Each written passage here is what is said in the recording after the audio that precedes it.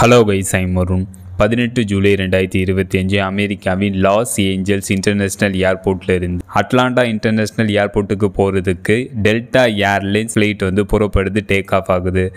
இந்த delta airlines 767 இந்த flight Atlanta நோக்கி நடுவானத்தில் பறந்து கொண்டிருக்கும் போது இந்த ஃப்ளைட்டோட லெஃப்ட் இன்ஜினில் திடீரென தீப்பிடிக்குது. உடனே பைலட் இந்த நியூஸை கீழே இருக்கிற ஏர் டிராஃபிக் கண்ட்ரோலருக்கு தெரிவிக்கிறாரு. உடனே ஏர் டிராஃபிக் கண்ட்ரோலர் இந்த ஃப்ளைட்டை லாஸ் ஏஞ்சல்ஸ் இன்டர்நேஷ்னல் ஏர்போர்ட்டுக்கு திருப்பி விடுறாரு.